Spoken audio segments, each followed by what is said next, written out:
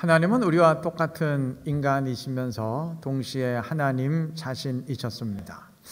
어떻게 인간이 하나님이 되고 하나님이 인간일 수 있느냐 하는 의구심이 들 수 있고, 그래서 그러한 의구심을 극복하지 못한 사람들이 때로는 예수는 인간이었을 뿐이다, 하나님은 아니었다라고 주장하기도 했고, 또 때로는 반대로 예수님은 하나님이셨을 뿐 인간은 아니었다, 단지 인간처럼 보였을 뿐이다 라고 주장하기도 했지만, 성경은 예수님이 우리와 똑같은 인간이면서 동시에 하나님 자신임을 분명히 선포했습니다. 그는 세상에 계실 때 인간과 똑같이 피곤을 느끼셨고, 슬픔에 눈물을 흘리셨고, 화를 내기도 하셨고, 배고픔을 느끼셨고, 통증을 느끼기도 하시는 우리와 똑같은 인간이셨습니다. 그러면서도 그는 하나님이셨습니다. 그러했기에 그는 요한복음 10장 30절에서 나와 아버지는 하나이니라 말씀하셨고, 하나님만이 하실 수 있는 죄 사함을 선포하기도 하셨습니다. 그래서 요한복음 1장 18절은 그를 하나님이라 불렀습니다. 자, 하나님이 이렇게 인간이 되신 이유는 우리를 구원하시기 위함입니다. 그리스도인이라면 다 알고 믿고 고백하는 내용인데, 그러면 하나님은 왜 우리를 구원하시기 위해서 굳이 인간으로 이 땅에 오셔야 되었을까요? 그냥 인간이 되지 않고 구원하시면 안 되나요? 물론 하나님은 그렇게 하실 수 있습니다. 전능하신 하나님에게 불가능한 일이란 없습니다. 그런데 하나님은 구원의 방식을 그렇게 정하지 않으셨습니다. 하나님은 구원자가 인간으로 이 땅에 오게 될 것을 여러 번 말씀을 하셨습니다. 하나만 예로 들어본다면, 하나님은 다윗에게 주신 약속의 말씀을 통해서 다윗의 자손으로 구원자가 오게 될 것을 말씀하셨습니다. 물론 이러한 약속들이 주어졌다고 해서 꼭 하나님 자신이 직접 인간으로 오셔야 되는 것은 아닙니다. 다윗의 자손으로 위대한 사람이 구원자로 올 수도 있어요. 실제로 예수님 당시 모든 유대인들은 다윗에게 주신 약속을 그러한 의미로 이해를 했습니다. 하나님은 다윗의 자손이 영원히 견고한 나라의 왕이 되고 또한 하나님의 아들이 될 것이라 약속을 하셨는데, 유대인들은 그 말씀을 다윗의 자손 가운데 하나님이 택하는 어떤 위대한 사람이 왕으로서 구원자, 즉 그리스도가 될 것이라는 말씀으로 이해를 했습니다. 십자가 사건 이전에 사람들이 예수님을 그리스도로 알고 따랐을 때 곧 그러한 인간 구원자로 알았다는 말입니다. 몇몇 사람들이 물론 예수님을 하나님의 아들이라 고백하기는 했지만, 그 의미는 오늘 우리가 이해하듯이 성자 하나님으로서 하나님의 아들이라는 의미가 아니고 인간 왕으로서 하나님의 아들이라는 고백이었습니다. 이스라엘 사람들은 대대로 자기들의 왕을 하나님의 아들이라 불렀습니다. 그래서 왕이 즉위식 할 때마다 너는 내 아들이라 라고 말하는 시편 2편 7절을 읽었어요. 당시 로마 제국도 자기들 황제를 신의 아들이라고 불렀습니다. 그러니까 베드로가 예수님을 주는 그리스도시요 살아계신 하나님의 아들입니다 고백했을 때도 인간 왕으로서의 구원자 그리스도라는 말이지, 당신이 하나님 자신입니다, 이러한 의미는 아닙니다. 그리스도를 하나님으로 알고 고백하게 된 것은 성령이 임한 이후예요. 그 이전 사람들에게 하나님이 우리와 똑같은 인간이 되신다는 것은, 내가 아는 저분이 여호와 하나님이시다, 이건 절대 생각할 수도 없고 있을 수도 없는 일이었습니다. 그런데 그렇게 생각할 수도 없고 있을 수도 없는 일이 진짜 일어났습니다. 하나님 자신이 다윗의 자손으로 인간으로 태어나셨습니다. 왜 그러셨을까요? 왜 하나님 자신이 구원자가 되셨을까요? 왜 그랬을까요? 성경이 그 이유를 일목요연하게 정리해 주지는 않습니다. 그 대신 성경은 하나님이 어떤 방식으로 우리를 구원하시는지는 언급을 하는데, 그 내용을 보면 하나님이 이런 방식으로 우리를 구원하시려면 하나님 자신이 구원자가 되실 수밖에 없었겠구나 깨닫게 됩니다. 오늘 그것을 함께 묵상해 보려고 합니다. 자, 하나님은 인간이 받아야 할 죄의 형벌을 하나님이 대신 받음으로써 내가 그 죄의 형벌에서 벗어나게 되는 것을 구원의 방식으로 정하셨습니다. 그럼 인간이 받을 죄의 형벌이 무엇인가요? 하나님이 선악과를 주시면서 직접 말씀하셨습니다. 창세기 2장 17절. 그것을 먹는 날에는 반드시 죽으리라. 이 말씀대로 범죄한 인간은 죽게 되었습니다. 그것이 인간이 받을 죄의 형벌입니다. 구원이란 이 형벌을 받지 아니하고 구출되는 것을 말하는데, 하나님이 나를 위해 이 형벌을 대신 받아 주심으로써 나를 구출하셨습니다. 그가 나를 위해 죽으셨다는 말이 곧 이 말입니다. 자, 그러면 이렇게 나를 위해 죄의 형벌을 대신 받는 구원자가 되기 위해선 일단 그 자신이 죄의 형벌을 받을 죄인이 아니어야 됩니다. 나와 똑같은 죄인이라면 구원자가 될 자격이 없어요. 이건 상식적으로 생각해도 그렇지 않습니까? 예를 들어서 감옥에 사형수 2명이 갇혀 있는데, 만약에 다른 사람이 대신 죽어줄 수 있는 법이 있다고 한번 가정을 해보십시다. 그러면 다른 사람이 대신 죽어주면 그 사람은 벌받지 않고 이제 구출되겠죠. 구원을 받겠죠. 그런데 그렇다고 해도 사형수는 사형수를 위해 죽어줄 수 없어요. 한 사형수가 그 옆에 사형수를 향해서 야, 내가 대신 죽어줄 테니까 너는 이제 걱정할 필요 없어. 풀려나게 될 거야. 할 수 있나요? 불가능하죠. 자기도 똑같이 죽어야 될 죄수인데 뭘 남을 위해서 대신 죽어줄 수가 있겠습니까? 오직 그 벌을 받지 않아도 되는 사람만이 그 벌을 대신 받고 죽어줄 수 있겠죠. 우리의 구원자도 마찬가지입니다. 나를 위해서 죄의 형벌을 받고 대신 죽어주려면 그 자신이 죄의 형벌과 상관이 없어야 됩니다. 나와 똑같은 죄인이 아니어야 됩니다. 그렇다면 인간은 그 누구도 구원자가 될 자격이 없습니다.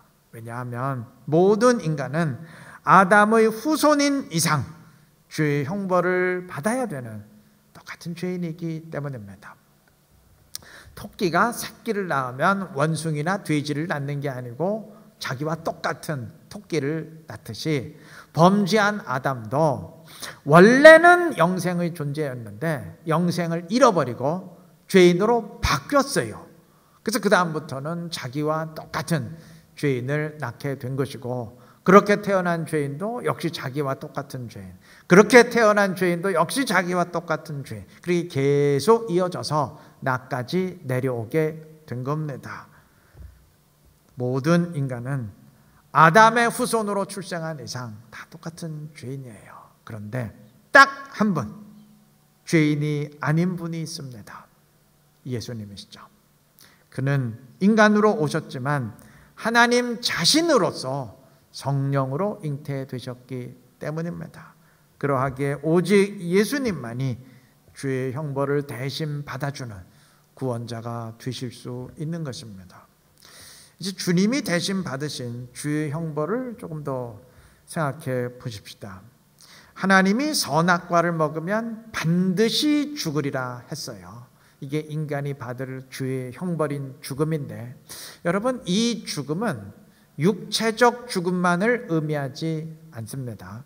이 죽음은 영생을 잃어버리는 영원한 죽음을 가리킵니다. 상식적으로 생각해도 그렇죠. 아담에게 반드시 죽으리라 했는데, 먹으면 반드시 죽으리라 했는데 아담이 선악과 먹고 죽었습니까? 계속 살았죠. 그것도 굉장히 오래 살았어요. 무려 1000년 가까이 살았습니다. 창세기 5장 5절은 아담이 무려 930세를 살았다고 했습니다. 5장 7절은 그의 아들 셋이 912년 살았다고 했어요. 셋의 아들 에노스는 905년을 살았습니다. 그러니까 반드시 죽으리라를 육체적 죽음으로 이해하면 말이 안 돼요. 물론 반문하실 분 있을 겁니까? 있을 겁니다. 아니 900년을 살았건 1000년을 살았건 어쨌든 죽었지 않습니까?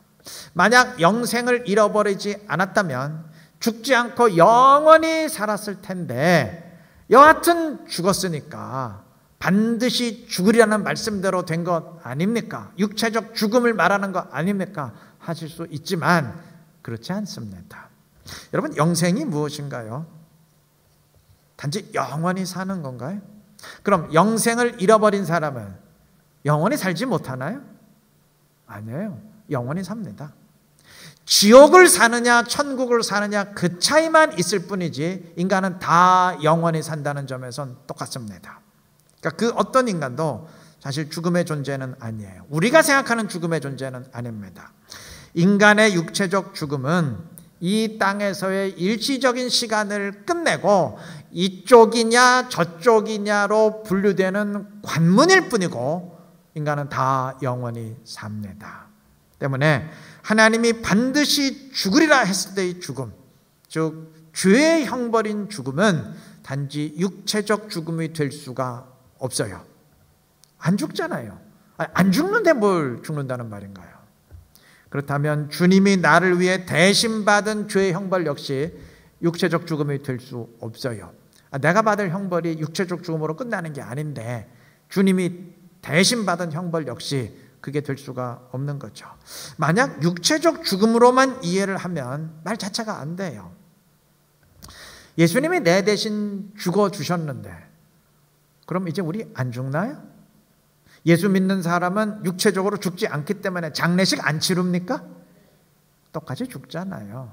근데 뭘 나를 위해 대신 죽어주셨다는 말인가요?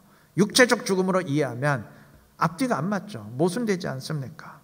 누군가 사형수를 위해 대신 죽어주었다면 그로 인해서 내가 안 죽어야 의미가 있는 것이지 내가 여전히 사형당해 죽어야 된다면 그럼 내 대신 죽어주셨다는 게 무슨 의미가 있어요? 그게 뭘 나를 위해서 벌을 대신 받은 게 될 수 있나요?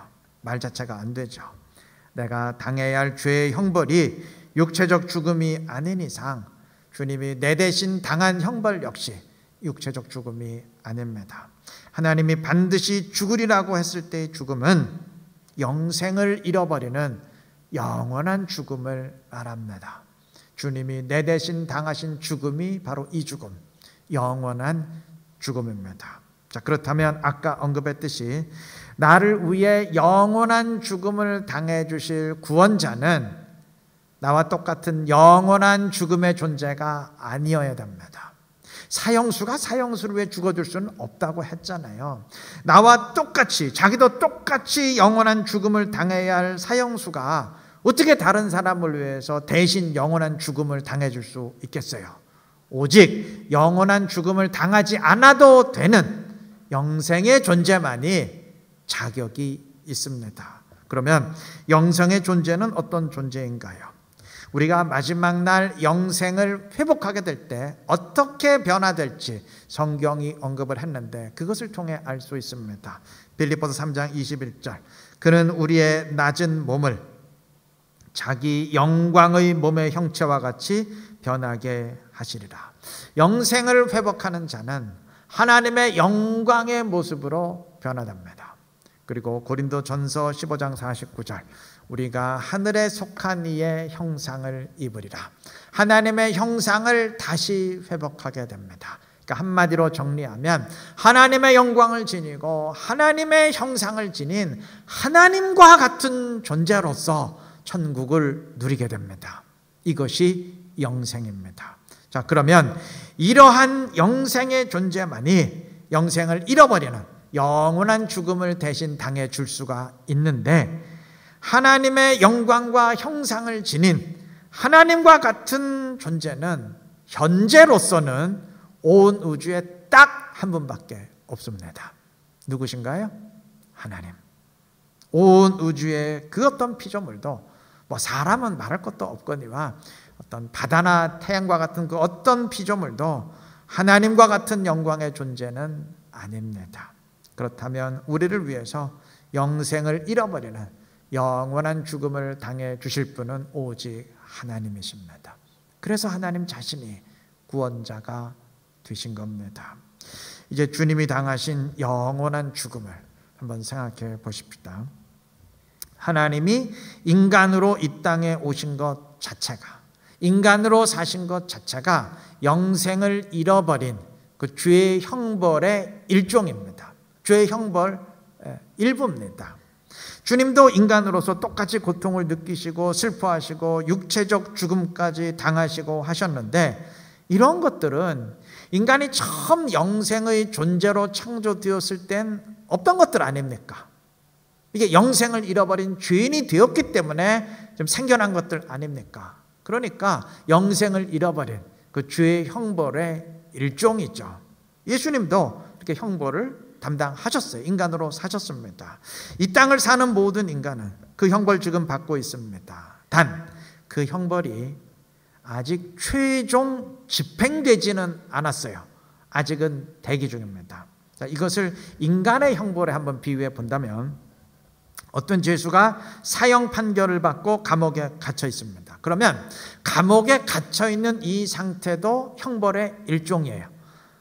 아예 죄가 없다면 감옥에 갇힐 필요 없이 자유할 텐데, 지금 죄 때문에 갇혀서 속박돼 있는 것 아닙니까? 그러니까 형벌의 일종이죠. 단 아직 죄의 형벌이 최종 집행되지는 않았어요. 아직은 감옥에서 대기 중입니다. 그러다가 어느 날 형벌이 최종 집행이 되면 사형수로서 죽음에 이르게 되겠죠.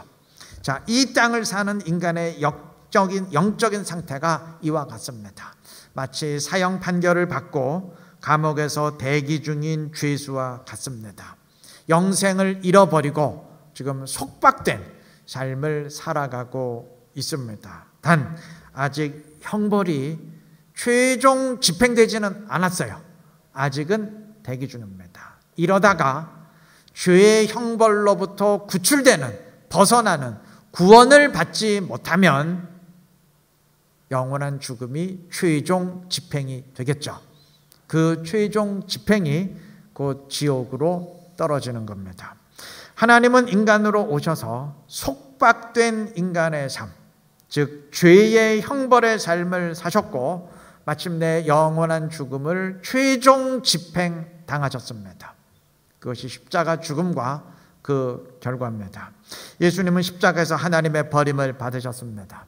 신명기 21장 23절은 나무에 달린 자는 하나님의 저주를 받았음이라 했는데, 예수님은 이 말씀대로 나무에 달려서 하나님의 버림, 하나님의 저주인 버림을 받고 영원한 죽음을 최종 집행당하심으로 지옥에까지 떨어지셨습니다. 그래서 베드로전서 3장 19절은 십자가에서 죽으신 그리스도에 대해서 그가 또한 영으로 가서 지옥에 있는 영들에게 선포하시니라 했습니다. 로마서 10장 6절과 7절은 이렇게 선포합니다. 먼저 6절. 믿음으로 말미암는 의인은 이같이 말하되 네 마음에 누가 하늘에 올라가겠느냐 하지 말라 하니, 올라가겠느냐 함은 그리스도를 모셔 내리려는 것이요. 그러니까 누가 하늘에 올라가서 그리스도를 모셔 내려오겠느냐 말할 필요 없다는 거예요. 왜냐하면 그리스도께서 이미 하늘의 보좌로부터 우리에게 내려오셨기 때문입니다. 그 다음 7절. 혹은 누가 무저갱에 내려가겠느냐 하지 말라 하니, 내려가겠느냐 함은 그리스도를 죽은 자 가운데서 모셔 올리려는 것이라. 누가 무저갱에 내려가서 그리스도를 모셔 올리겠느냐 말할 필요 없다는 말입니다. 왜냐하면 이미 그리스도는 죽은 자 가운데서 부활하심으로 무저갱으로부터 올라오셨기 때문입니다. 무저갱이 뭔가요? 무저갱은 마지막 날 사단과 귀신들이, 그 사단의 졸개인 귀신들이 갇힐 지옥입니다. 주님은 영원한 죽음을 최종 집행 당하심으로 그 지옥에까지 내려가신 겁니다. 그래서 예전에 이제 코로나 이전에 부목사님들이 몇 개월 동안 오후 예배 시간에 하이델베르그 요리 문답 가르친 적이 있었죠. 그 하이델베르그 요리 문답은 예수님이 십자가 죽음으로 지옥에까지 내려가신 것을 분명히 선포를 했습니다. 그리고 사도신경 역시 그것을 분명히 고백을 했어요. 그래서 사도신경을 지닌 모든 나라 교회들은 그것을 고백하는데 우리나라 사도신경만큼은 그 부분을 삭제시키고 번역했어요. 이유는 짐작이 돼요. 예수님이 지옥에까지 떨어지셨다, 이걸 고백하는 게 심적으로 상당히 불편했기 때문인 것 같은데 그럴 필요는 없습니다. 그리고 그래서도 안 됩니다. 우리 장로교 교단의 목사 위임식이나 직분자 임직식 때 서약을 하죠. 그 서약 때 가장 먼저 언급되는 것이 웨스트민스터 신도 개혁, 웨스트민스터 신앙 고백서인데, 그 웨스트민스터 신앙 고백서도 예수님이 십자가 죽음으로 지옥에까지 내려가신 것을 분명히 선포하고 있습니다. 물론 우리 교단은 교리가 그렇고 신앙 고백서가 그러하다고 해서 그게 뭐 언제나 100% 옳다 보증되는 것은 아니에요. 교리도 사람이 정리해 놓은 것인 이상 틀릴 수 있고 또 틀린 데 있어요. 단 그것이 명백한 성경의 증언일 땐 절대 거부하거나 바꿔서는 안 됩니다. 혹시 예수님이 지옥으로 내려가신 것이 이게 너무 이상하고 말이 안 된다라고 느껴지신다면 아마 그래서 삭제한 것 같은데, 그럼 여러분, 하나님이 인간으로 태어나시고 인간으로 사신 건 그건 말이 된다고 느껴지시나요? 십자가에 못 박혀 죽으신 거 그건 말이 된다고 지금 느껴지십니까? 말이 되게 우리가 믿는다고 여기십니까? 저는 반대로 만약 예수님이 지옥에까지 내려가지 않으셨다면 그거야말로 정말 말이 안 되는 넌센스라고 생각합니다. 자기 모순이라고 생각합니다. 우리 모두가 고백하는 것이 있잖아요.